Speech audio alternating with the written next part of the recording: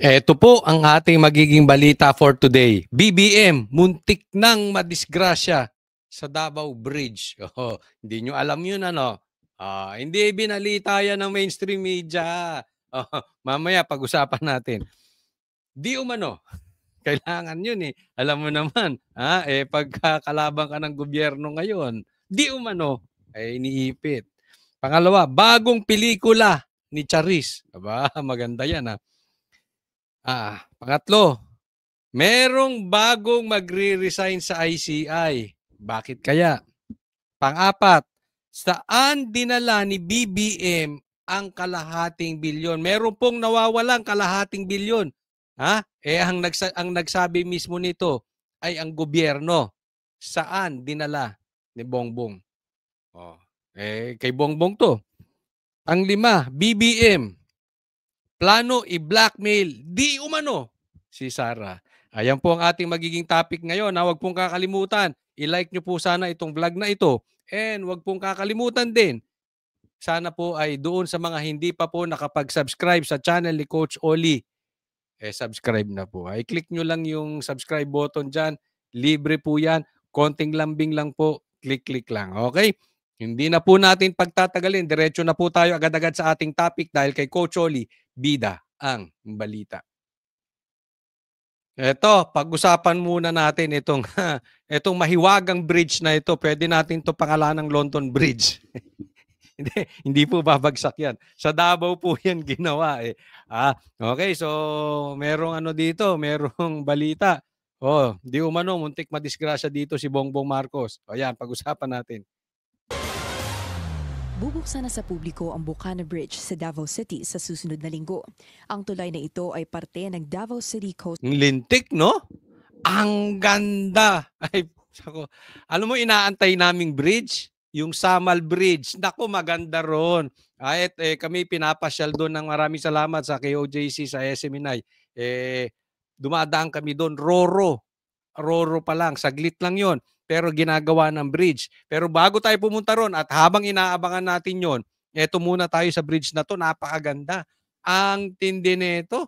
Malupit. Talong-talo talaga ang mga dito sa Metro Manila.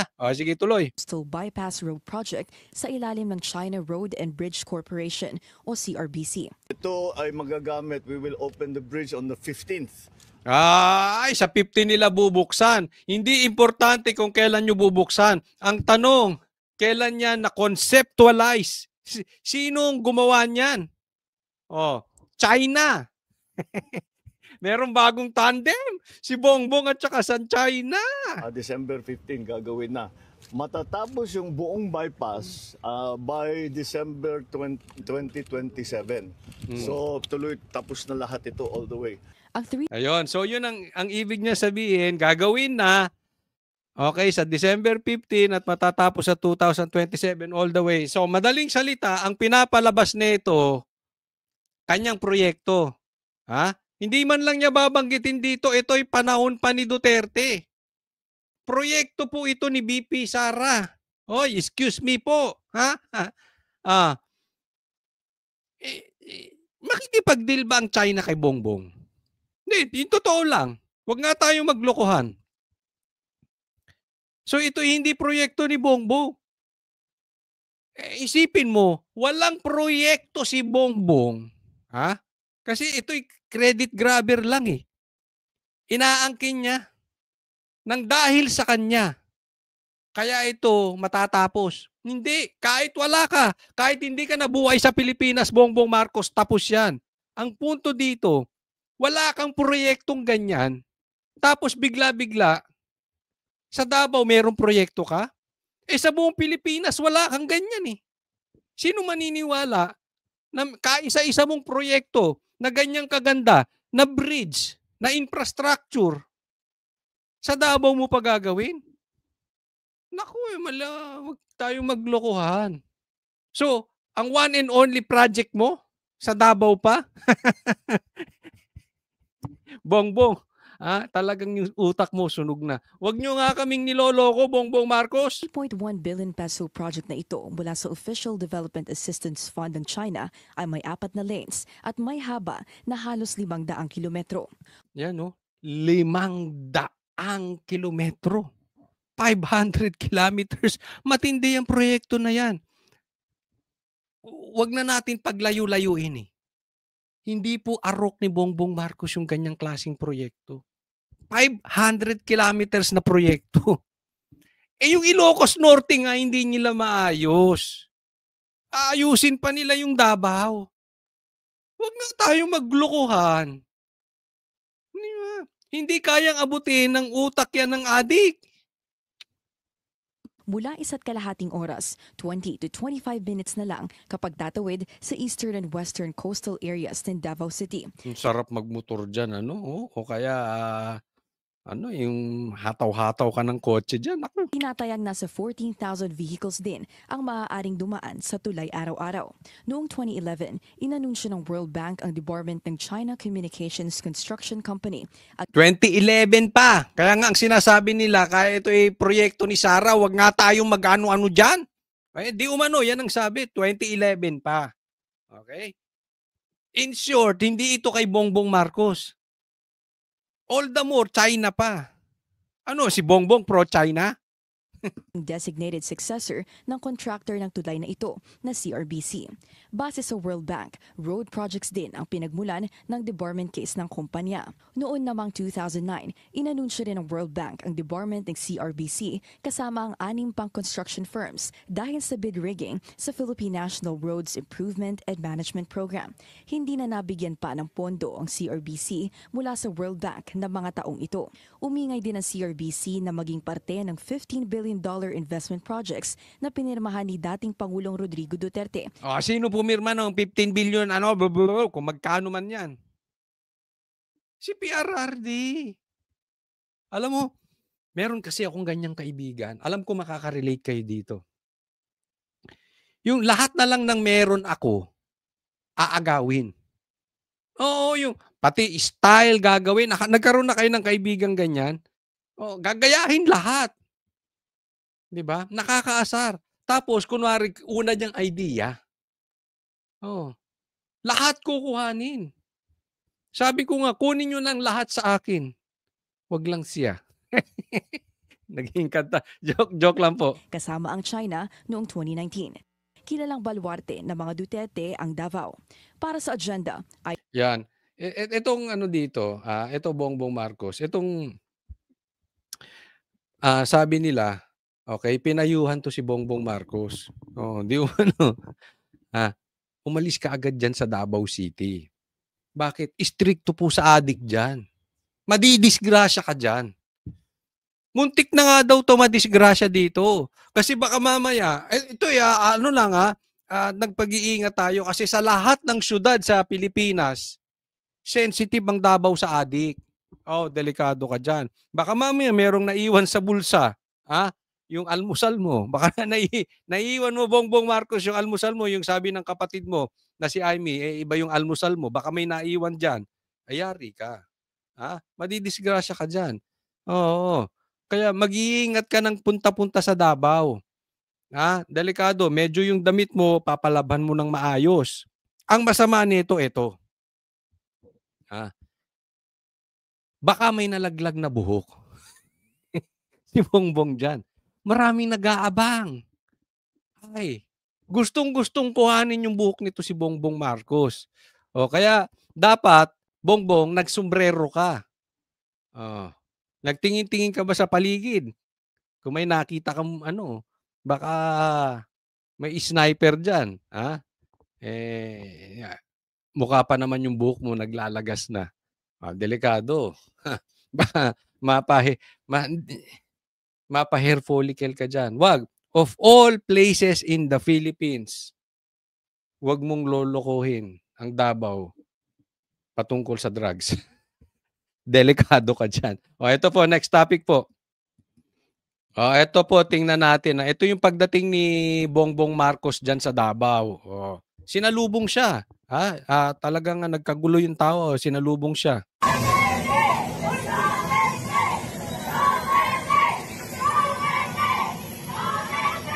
Alam mo, namimiss ko na yan, Yung sigaw ng puro Duterte.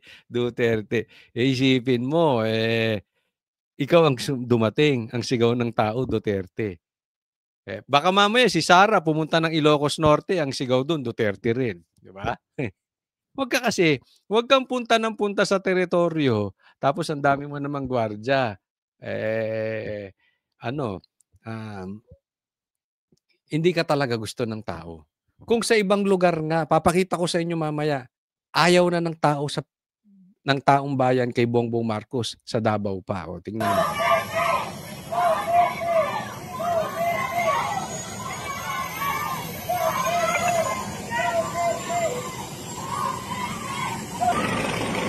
Ang sakit sa puso niya, no?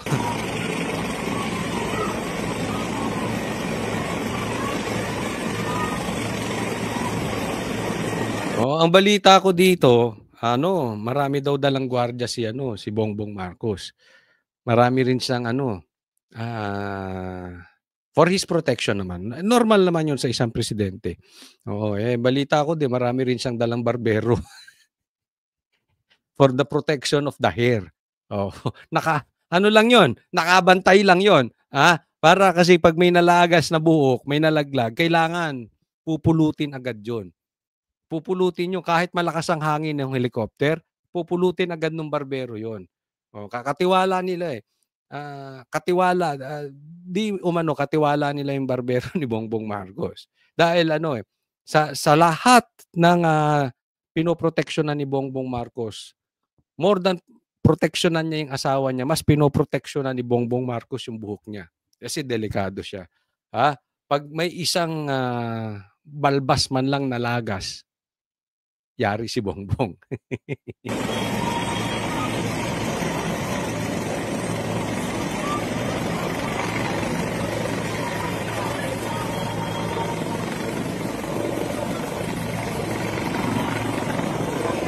Ako hindi, ito sabi, ito diyan sa Davao na experience namin diyan. Hindi ko alam kung anong eksaktong oras, nakalimutan ko na. Pero maagang nightlife diyan. So dapat siguro si Bongbong Marcos wag na diyan magpagabi. Una nga, baka makuha yung buhok niya. Pangalawa, walang nightlife diyan. Baka diyan pa siyang pumarty-party.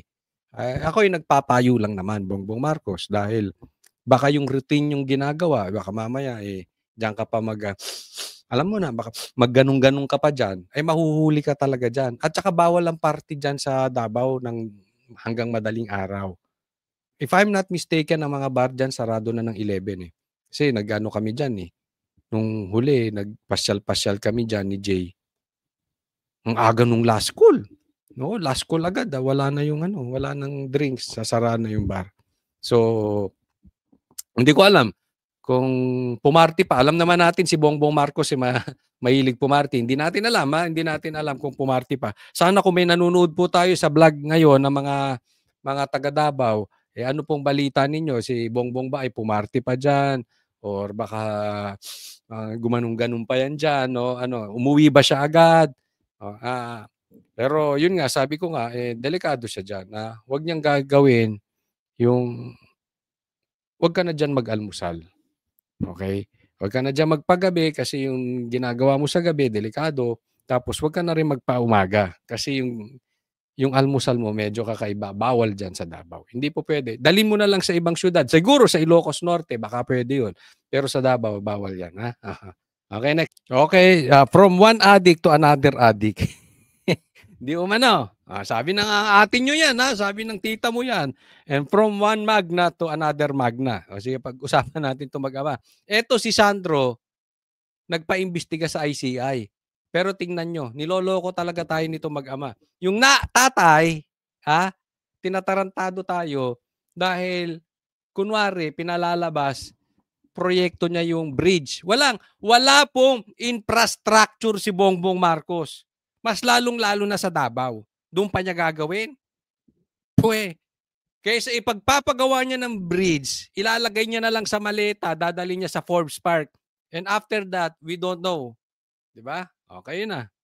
Kayo na mag-isip kung saan dadalhin yung pera. Ngayon, eto namang isang anak niya, lolokohin din tayo. Tingnan natin. Pure lies. It's one that it's a move that reeks of desperation. It's a political ploy. And I've already attributed it to attempts at destabilization of the government. Gago. Sabog ka ba? Hindi ko alam, titingnan nyo yung mata kung sabog to. Oh. Lahat na lang, pag nabubuking ang pagnanakaw nyo, distab. Yan ang style nila eh.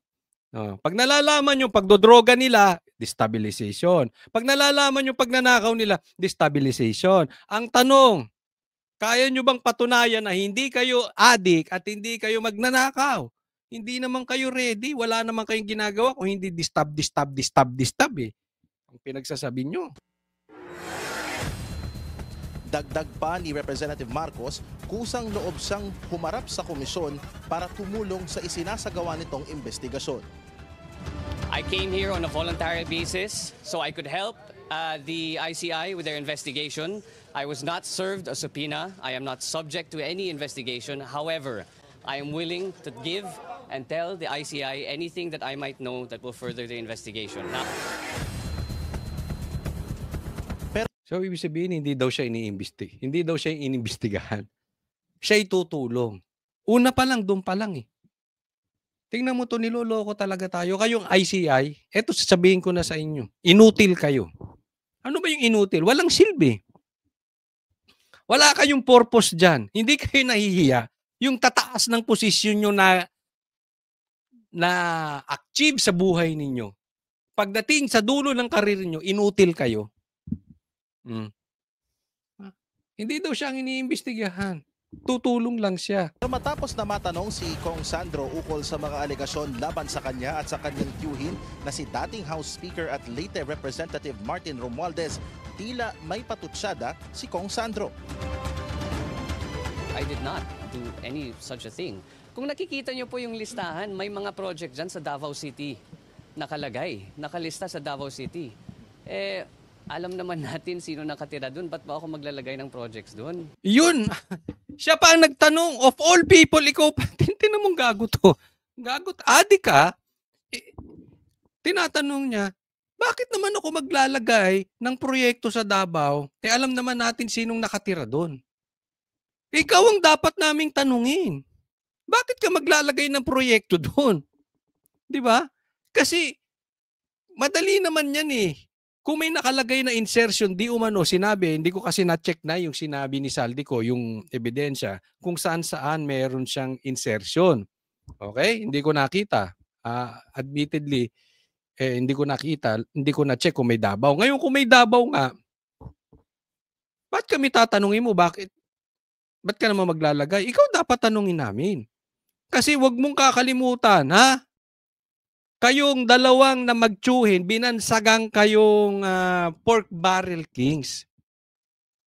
Bakit yung allocation ng DPWH, kayo magtsuhin ng pinakamalaki? Ang liit ng populasyon ng distrito ninyo. Doon pa lang eh. Nakakagago na. Oh. Tapos, ang laki ng insertions nyo.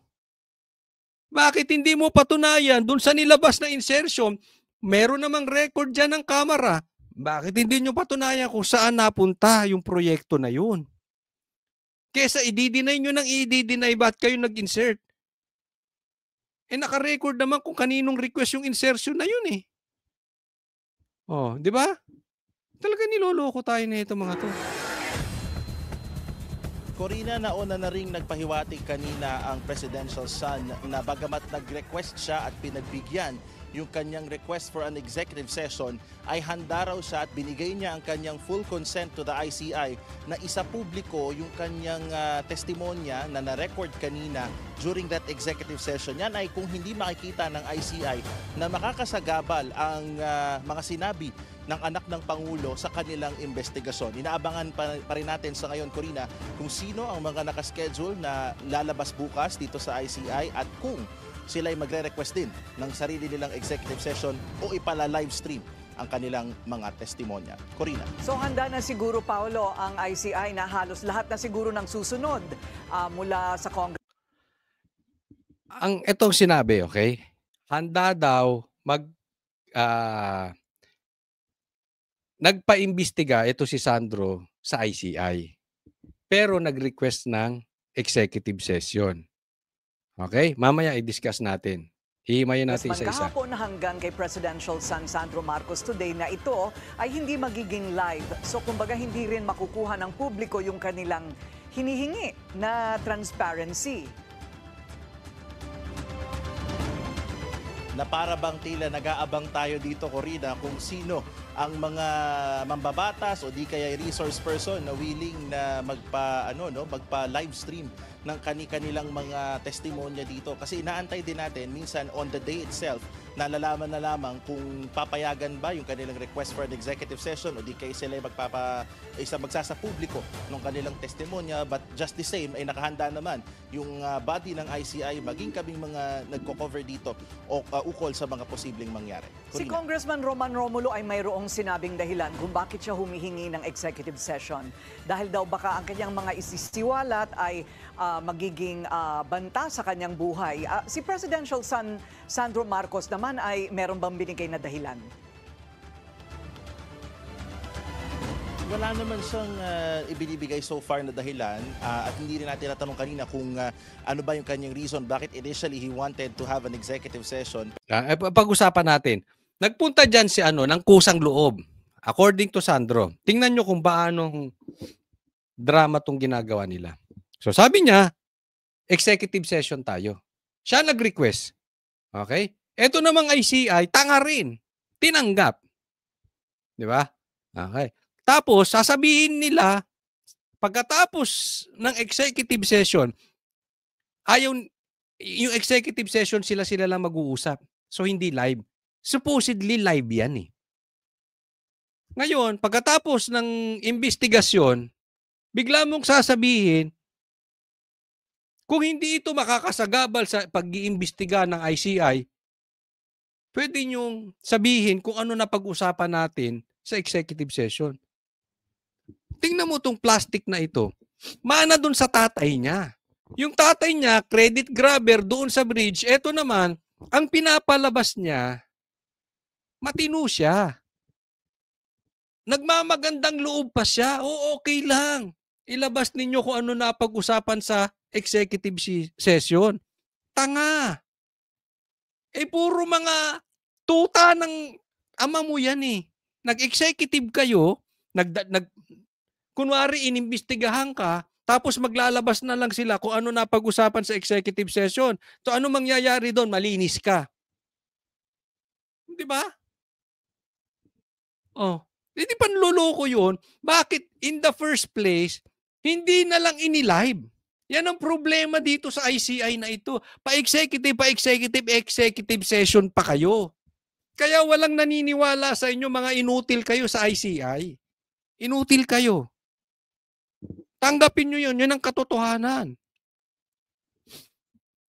Magpapa-executive session tapos kunwari gusto mo ilabas at publiko yun na pag-usapan. Tingnan mong loko-loko to. Talagang, itong mag-ama, talagang niloloko tayo mga Pilipino. Ganyan po kababa ang tingin nila sa atin. Pustahan tayo. Bakit hindi ka magpa-imbestiga sa Blue Ribbon? Doon ka mag-request ng executive session. Kasi doon pa lang sa request mo ng executive session, mababara ka na. Kahit maraming tuta na senador, marami ring maninindigan doon, makakwestiyon kang talaga ron. Hindi katulad dyan sa ICI na yan, wala namang boto yan eh. Hindi naman nilagay ng taong bayan yan dyan. Nilagay yan ng tatay mo dyan. Pasahuran ng tatay mo yan. Huwag nga kami. Hindi kami adik katulad ninyo, huwag nyo kaming niloloko. We are not stupid. Tigil-tigilan nyo yung drama nyong ganyan. Kusang loob, magpapa-imbestiga. Ikaw pa ang malinis. Nagkusa kang loob na nagpa-imbestiga at okay lang ilabas sa'yo after mo magpa-executive session. Malay namin kung anong pinag-usapan nyo ron. Malay nyo, drugs yung pinag-usapan nyo. Hindi po tayo nag-ano, but anything goes there. Anong gusto mo? Pag sinabi ng ICI, malinis ka, maniwala na lang. Dahil sinabi ng 3 tao nang walang nakarinig, ang buong Pilipinas maniwala na lang na yung 3 tao na yun tinayo ng tatay mo? Hindi ka ba naman loko-loko? Hindi sana, lahat live na. Kayo ICI, wag na kayong mag-imbestiga kung executive session lang.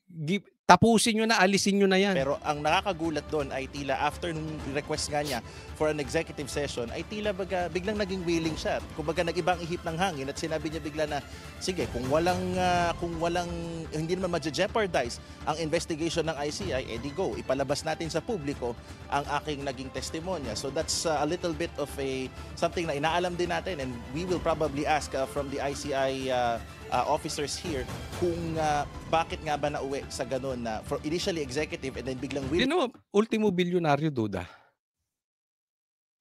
Duda sa kagaguhan nitong adik na to. Bakit biglang nagbago ang ihip ng hangin? Gusto ilabas kung ano na imbestigahan sa kanya. Pagkatapos na sila lang nag-uusap, hindi sinali publiko. Ay, nako kayo. Wag nyo kaming pinagluloko dahil sa totoo lang, adik lang maniniwala sa inyo. Ewan. Teka muna, ano na nangyari dito sa aking sige, tuloy tayo. Next po. Ito po, tingnan natin, ha? Sabi dito, ICI in ICU. Nagdedelikado na ang ICI.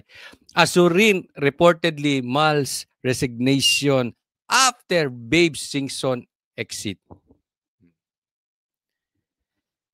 Pagkatapos si Singson, si Azurin naman magre-resign. Alam mo, tama lang yan. Iwanan nyo na yung ICI na yan kasi sa totoo masisira kayo dyan. Ha? Isipin mo, yung sinabi kong after nyo, sa dulo ng inyong career, ang tatapos sa career ninyo, ang maaalala ng tao, ikaw ay naging member o isa ka sa nag-imbestiga sa ICI. Basang-basa. Sirang-sira po ang imahe ng ICI. Wala pong naniniwala dyan. Even yung mga pinklawan, hindi sila naniniwala dyan. Kunwari lang naniniwala sila. Kasi nga, kinakain nila yung tayo ni Bongbong Marcos. Di ba? Para na lang hindi sumama sa publiko at makalaban nila ang Duterte. Pero wala talagang naniniwala dyan. Tapusin nyo na yung ICI na yan kasi pag nag-resign ka dyan, nag-resign na rin si Azurin, wala na maiiwan. Makapal na lang talaga ang mukha ng tatanggap. Kung sino mang tatanggap na papalit sa inyo. Dahil talagang yan po ay panloloko sa taong bayan. Yang ICI ay insulto sa taong bayan. Magpapagamit ba kayo sa magnanakaw? Ako kung nagpapagamit tayo sa magnanakaw, mas masahol pa tayo sa magnanakaw. Wag po tayong paggamit. Kung wala naman talagang silbi ang ICI, tapusin nyo na. Pwede namang imbestigahan yan sa Blue Ribbon Hayaan na lang natin yung binoto ng taong bayan. Hayaan na lang natin yung nasa konstitusyon, yung nasa batas. Yun na lang. Diba? Imbestigahan ng Senado, imbestigahan ng House. Anyway, you on live Diba? So, ma-inform ang taong bayan. Huwag kayong magpagamit sa misinformation na planong gawin ng administrasyong ito. So, salute sa'yo. Kung ikaw ay magre-resign. Pero wag mo nang pagtagalin. Kasi the more mong pagtagalin, nagagamit kayo ng magnanakaw. Next topic po. Ito po, pag-usapan natin. Etong nilabas ng ABS. Actually, binalita to ng ABS-CBN, pero ito ay COA report.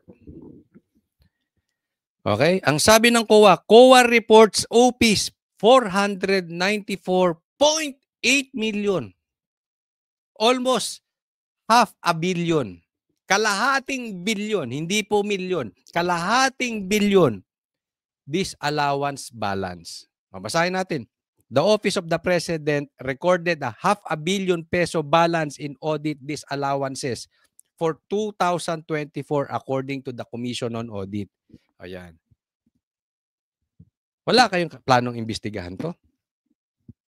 Ano ibig sabihin ng disallowance? Ito sa salitang Tagalog na lang, pasimplihin natin in layman's term. Ha? Ito ay nawawala or na-dispalko or hindi approve ang pagkagamit.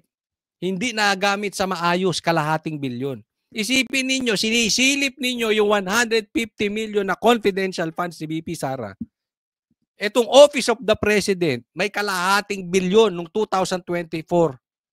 Anomalyang kung saan ginastos yan. Hindi natin alam kung pinambili ng marijuana, ng cocaine. Hindi na natin alam kung saan nadala yan, kung yan ba ay ghost. Pero ewan ko kung saan nila dinala yan. Basta according to COA, disallowance po ito. Maanomalya. Simpleng ganun. Ha? Hindi aprobado. Oh. Ito ba'y kayang paliwanag ni Bongbong Marcos? Pinklawan. Asang kayo? Sisilipin nyo pa rin? Doon pa rin tayo sa Dolomite? Doon pa rin tayo sa confidential funds? Doon pa rin tayo kay Pulong? Tinatarantado talaga tayo nitong mga to.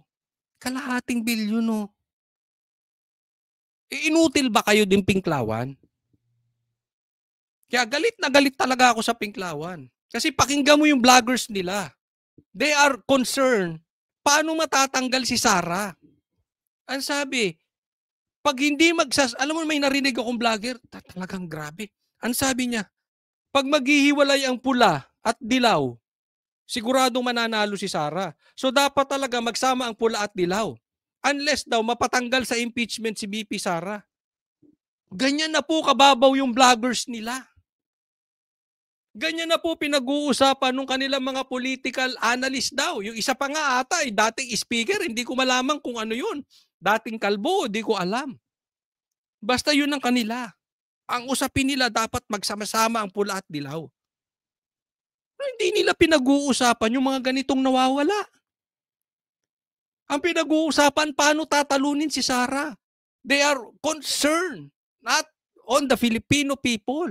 But paano matatanggal si Sara? Kaya importante raw, ma-impeach si VP Sara. Kaya magkakaroon ng impeachment sa Sara sa February. Garantisado yan kasi nga yan na nga ang pinagpaplanuhan nila. At hindi, no? Kasi tapos na yung 1-year bar rule. So, nakalipas na yon kahit na sinabi ng Supreme Court,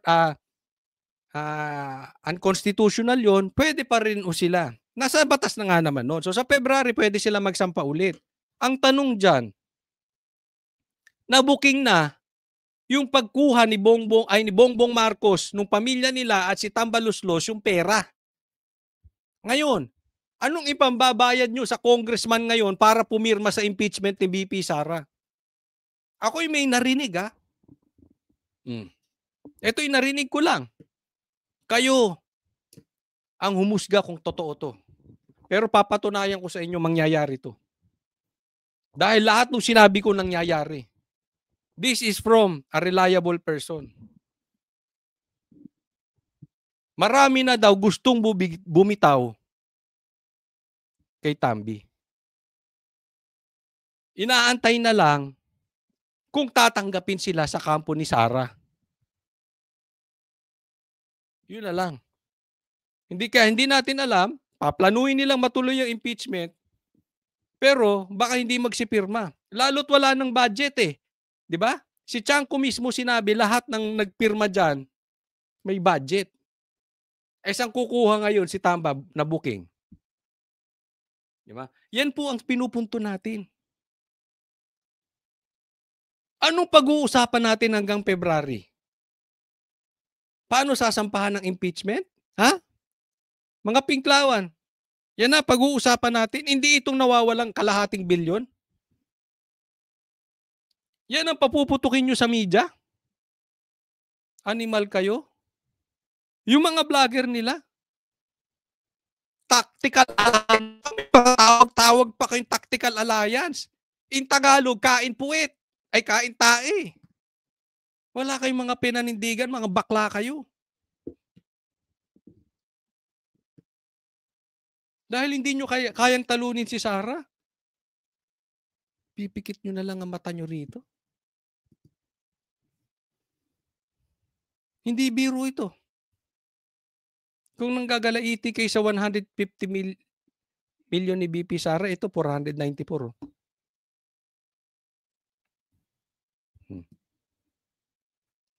Asan yan? Di ba?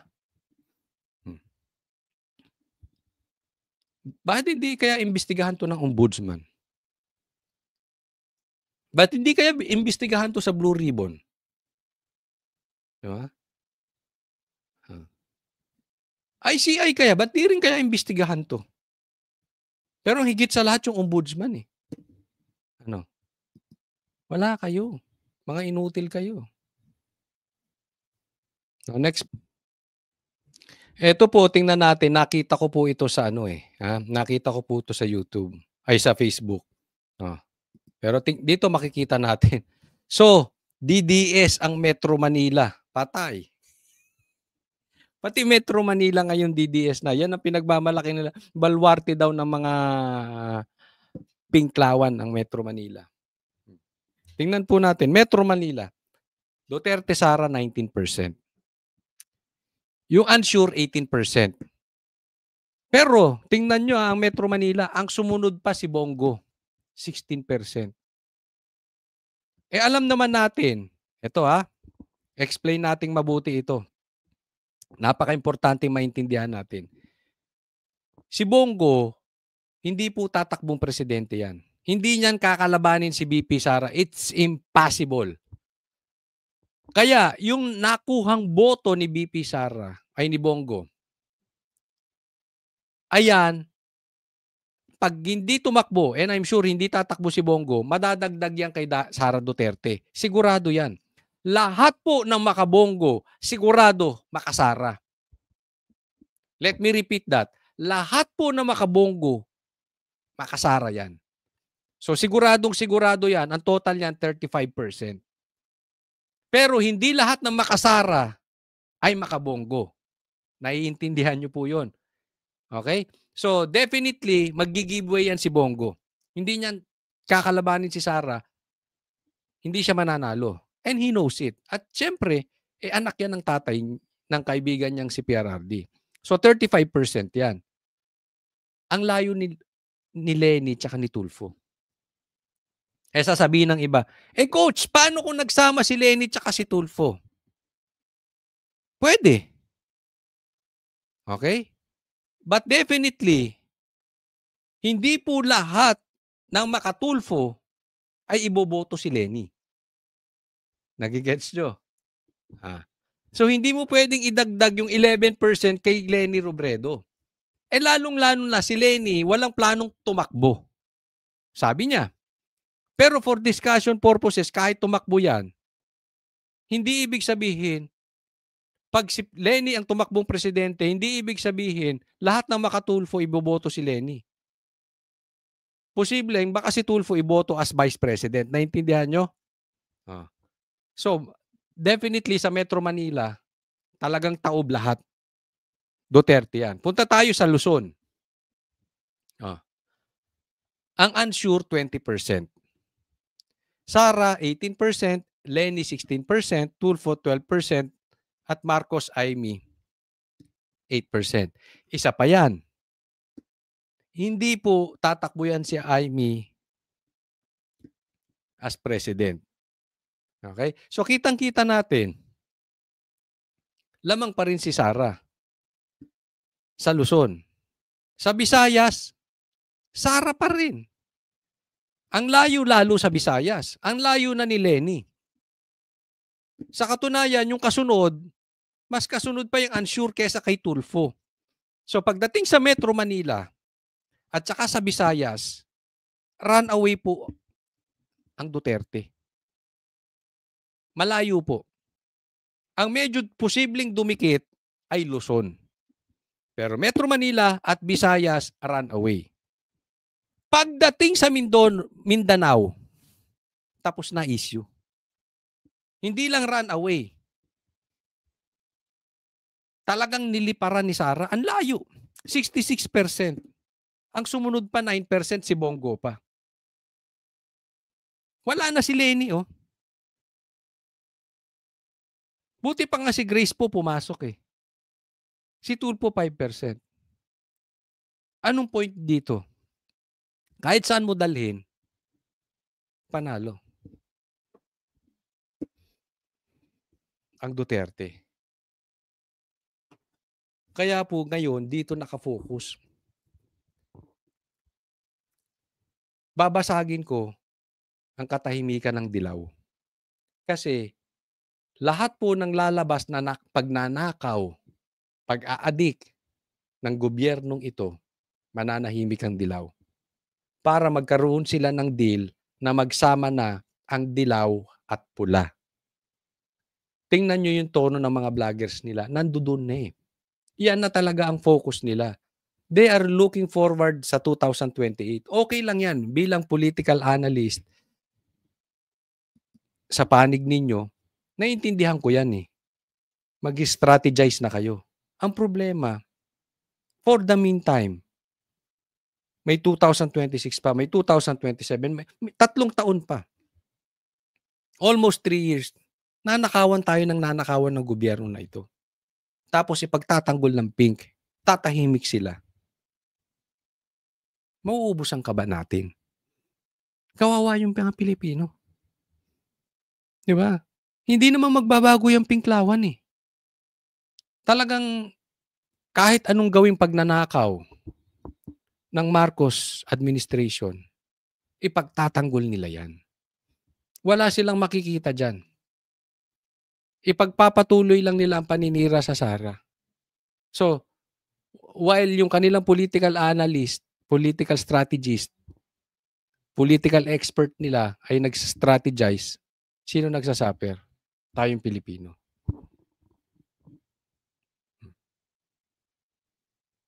Kaya nga ako muling nagtatanong. Ako yung nagtatanong lang, wala akong sinasabing gawin nyo. Sana gumalaw ng mabilis ang Supreme Court.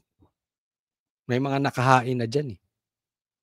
Sana naman, wag bingi ang AFP natin. Nagawa na ng Pilipino ang kanilang parte. Kayo, anong gagawin niyo? Next topic. Ito. Binalita. Ha? Marcos Jr., bigyan natin ng komentaryo. Marcos Jr., bukas sa dialogue kay BP Sara para umano sa unity ng bansa. Bukas umano si Pangulong Marcos Jr. sa pakikipag-usap kay Vice President Sara Duterte alang-alang sa pagkakaisa at pambansang interes.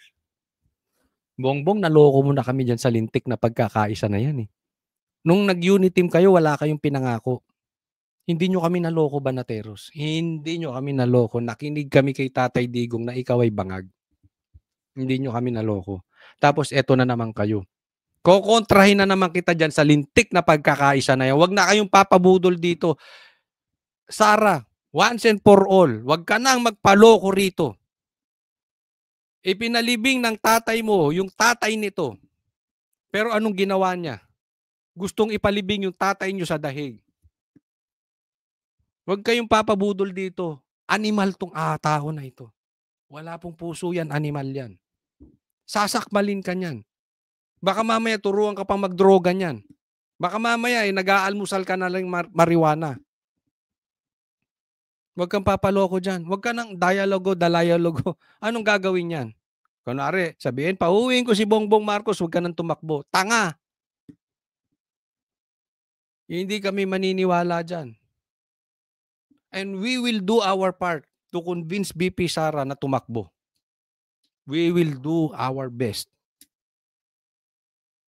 And we will do our best na wag na makipag-usap sa'yo. Kontrahin po natin to. Ako naman sa tingin ko hindi na niya mauuto si Sara. Sa tingin ko naman hindi na rin niya mauuto ang taong bayan. Hindi niya na mabobola. Pero ganun pa man, isigaw natin, hindi natin gusto to. Ano, ikaw pa biktima?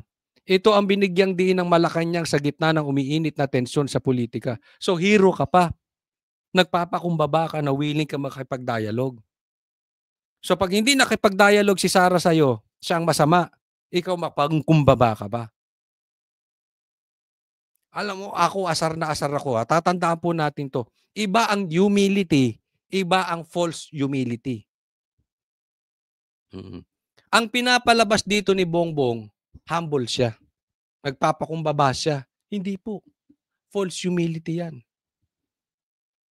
Ang totoong humility is alam mong nagkakagulo sa gobyerno mo.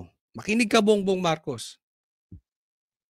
Nagkakagulo. Whether ikaw may kasalanan or hindi. Dawit ang pamilya mo, asawa mo, anak mo, bayaw mo, pinsan mo.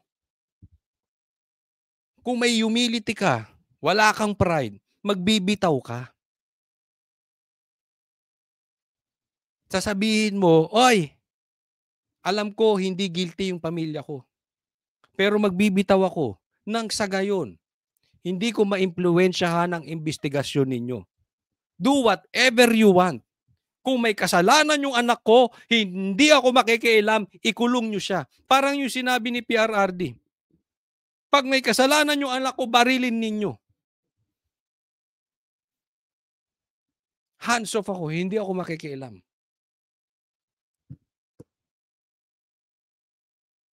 Yan ang humility. Wag nyo kami lukuhin sa false humility. Hindi ka lulusot. Promise, hindi ka lulusot sa akin. You don't pretend to be humble. Not on my watch.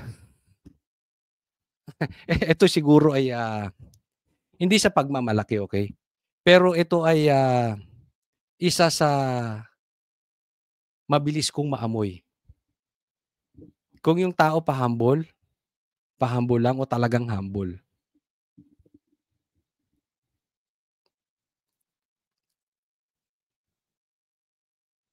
Yung hindi mo lang pagbitaw, Bongbong Marcos, mayabang ka ni.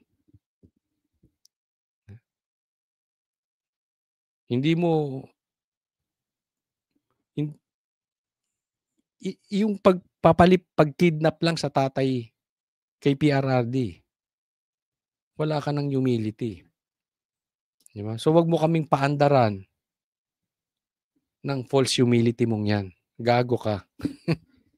Niloloko mo kami. Next po tayo.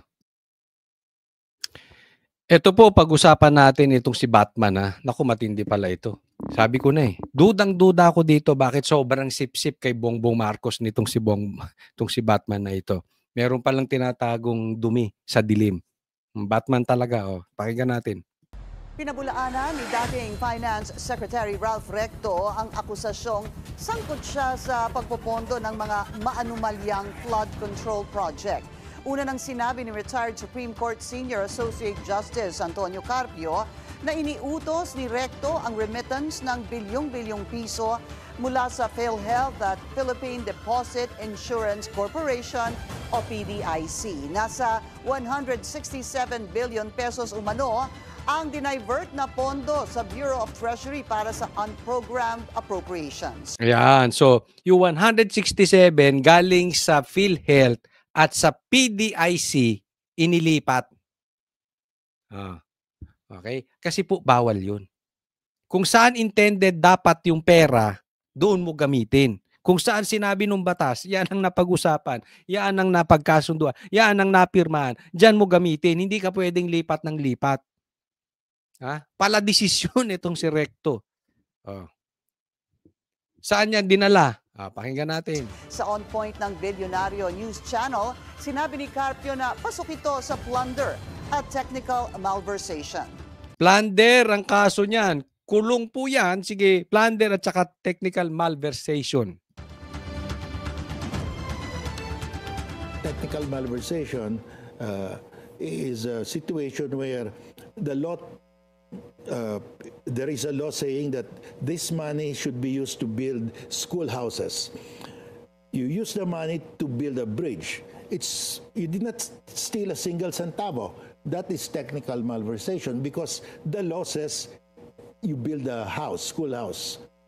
And that's the law. You have to obey that. The law says this should be used only for operations of PhilHealth. You use it for flood control. Ayun, yun ang matindi ron. So, sa PhilHealth dapat, inilipat. Okay? Illegal po yun. Criminal po yun. Kahit na hindi kinulimbat kahit piso ni Recto. So, technically, yung paglipat mo lang, bawal yan. Diba? Kahit wala kang ninakaw. Kahit zero. Pero ang nakakapagtaka dyan, bakit sa PhilHealth dadali mo sa flood control? Yung mga ganong klase. Ano ang motibo mo? Anong purpose mo? Kung hindi ikaw magnanakaw, bakit mo nilaan dyan? At sinong amo mo ang pinagsisilbihan mo para nakawin dyan? Yun ang nakakapagtaka ron.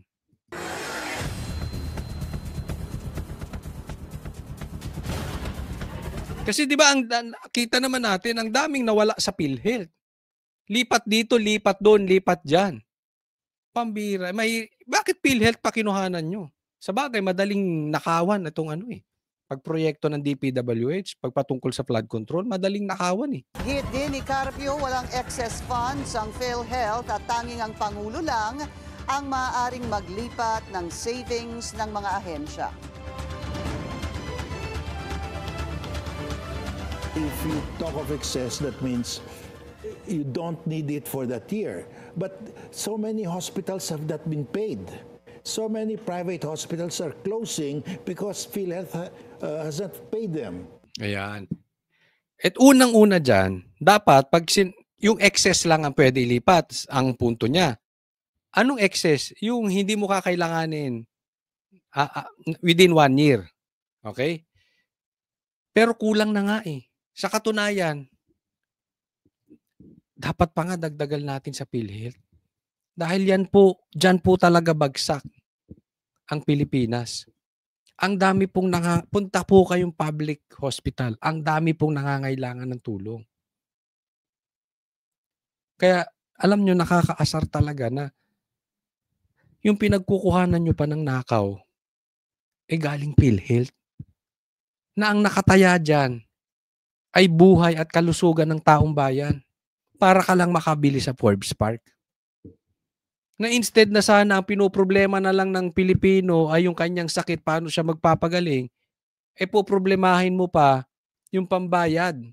Dahil walang suporta ang PhilHealth, yung pambayad sa ospital. At maraming ospital at maraming doktor hindi na nababayaran ng PhilHealth. Kaya yung iba ayaw nang tumanggap ng PhilHealth, naiintindihan po natin.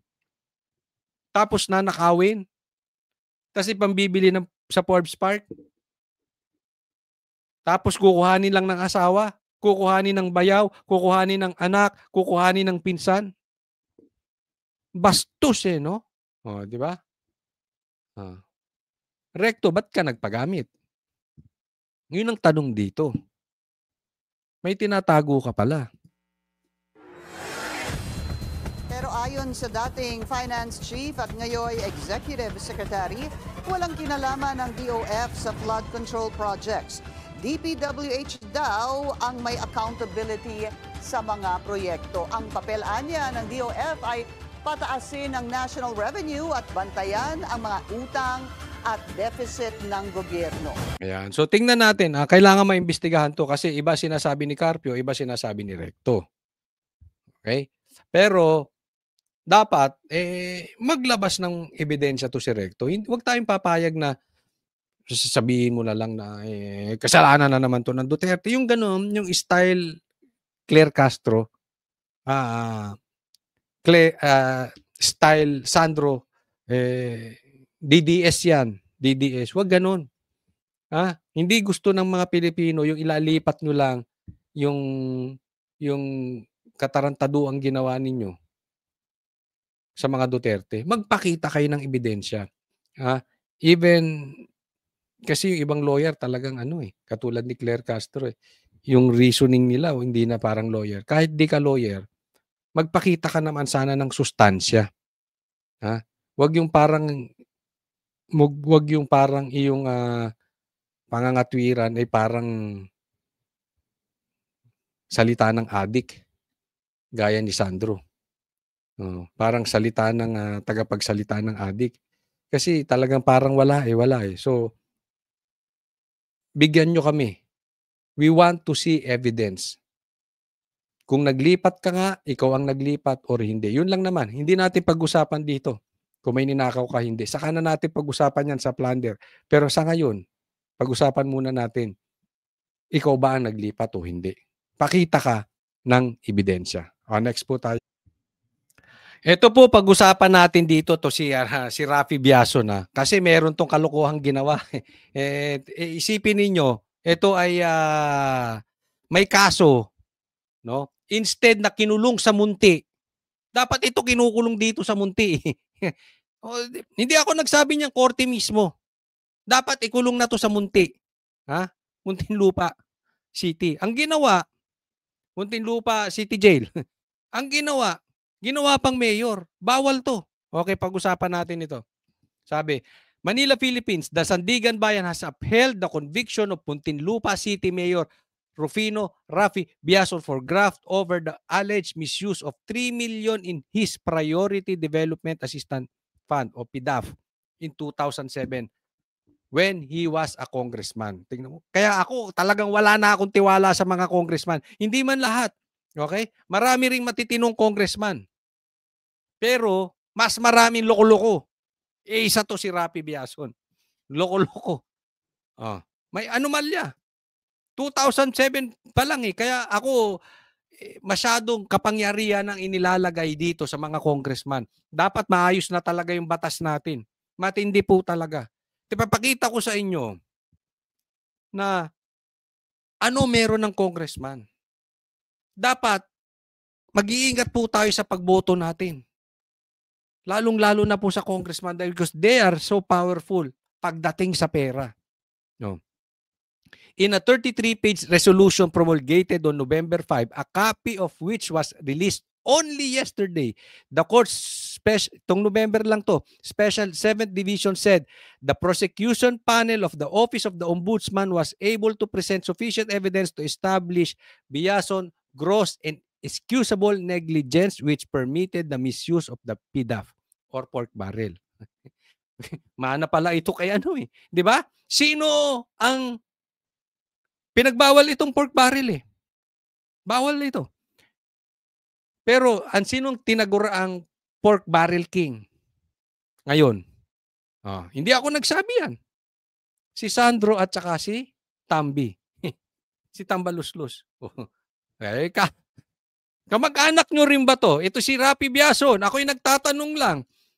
Sandro, kamag-anak nyo rin ba ito si Kamag-anak nyo rin ba ito si Raffy Biaso?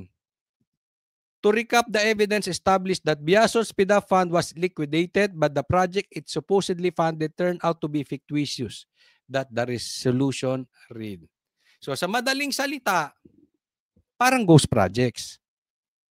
Nag-release ng pondo, pero yung pondo naging anomalya.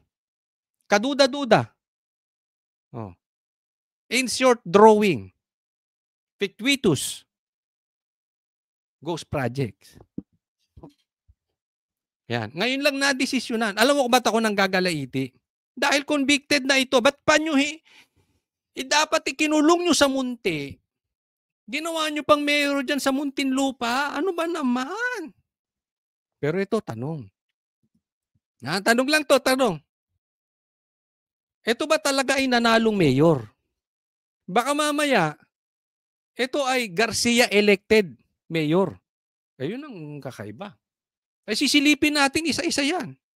Kasi nakakapagtaka naman na convicted na iboboto pa ng taong bayan. I don't think ganyan kabobo mga taga-Muntinlupa. May mga nagsasabi nga nagmemensahe. Ayaw daw nila yan. Paano nanalo to? Garcia. May kinalaman ka na naman ba rito, Garcia? Next po. Biason and his co-accused detained businesswoman Tropa pala ito ni Janet Napoles. Dennis Cunanan and Maria Rosalinda Laksamana of the Defunct Technology Resource Center and private respondent Evelyn De Leon, president of the were convicted of graft and sentenced to serve from 6 to 8 years.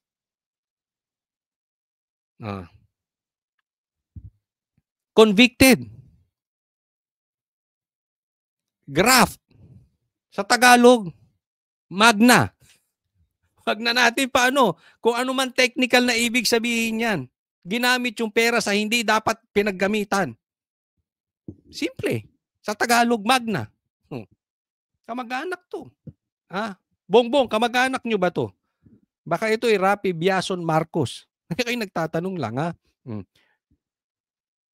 Were sentenced to serve from 6 to 8 years of imprisonment. Aside from being perpetually disqualified from holding public office. So 6 to 8 years.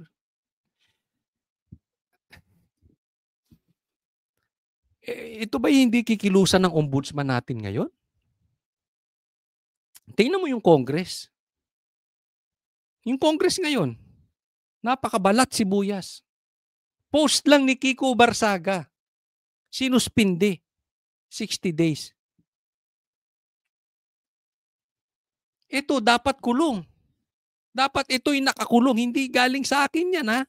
Galing sa korte. Dapat ito'y nakakulong from 6 to 8 years. Ayan, sabi po yan ng Philippine Star.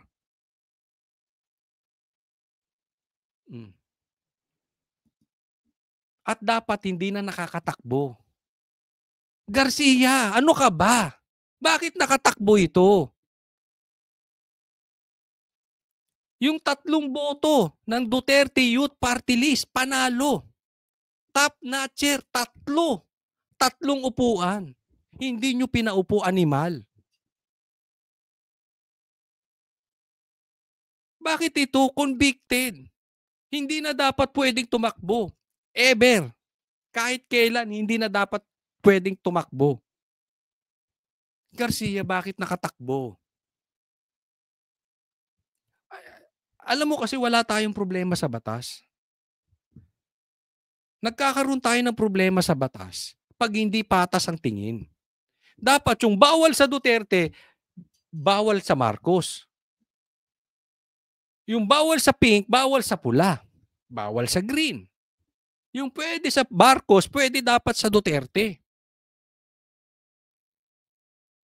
Kaya nga, ang tanong ko dito, Garcia, asan ka?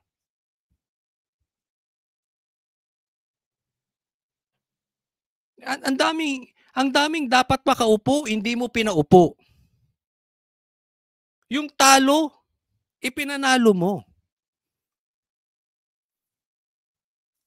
Hindi lang, ano pa ba yung isang, hindi rin nila pinaupo bukod sa Duterte Youth Party List.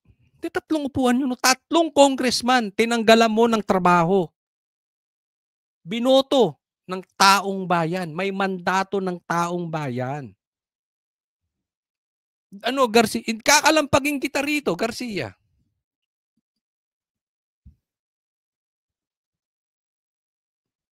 Ba't ito naging mayor?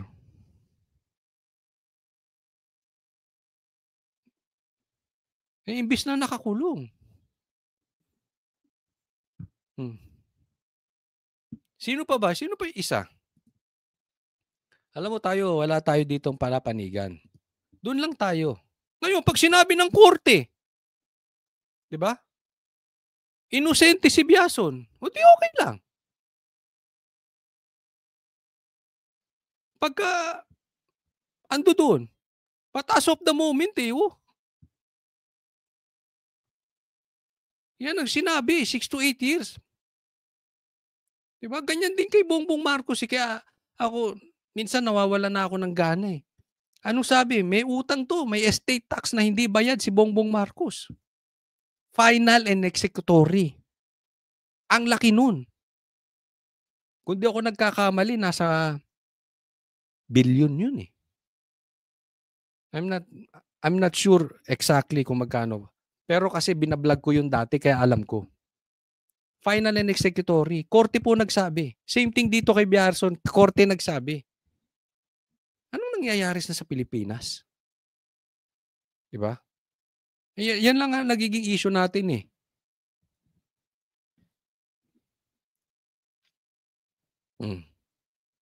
Marami pang kasunod to. Pagka ito'y talagang hindi to nagkaroon ng sustansya. At patuloy niyong sisilip-silipin lang. Yung patungkol sa Duterte, yung Dolomite Beach, etc., etc., si Kiko Barsaga, yung mga ganyan. Pero yung mga ganito, tahimik kayo. Hindi po namin kayo tatantanan. Maniwala po kayo sa akin. Hindi namin kayo tatantanan. Dapat po ang batas, patas. Maraming salamat po sa mga nanood at huwag pong kakalimutan na doon sa mga hindi ko pa po subscriber, nawa ay kayo mag-subscribe. Click nyo lang yung notification bell. Libre lang po yan. Okay, click nyo lang. At sana mag-like nyo po itong vlog na ito. Abangan nyo po yung mga ating mga susunod na vlog dahil hindi po natin tatantanan ang mga magnanakaw. Higit sa lahat ang mga adik sa gobyerno. Araw-arawin natin yan. Kaya po sana sumubaybay kayo dito sa ating vlog. Coach Oli, News PH po. God bless everyone.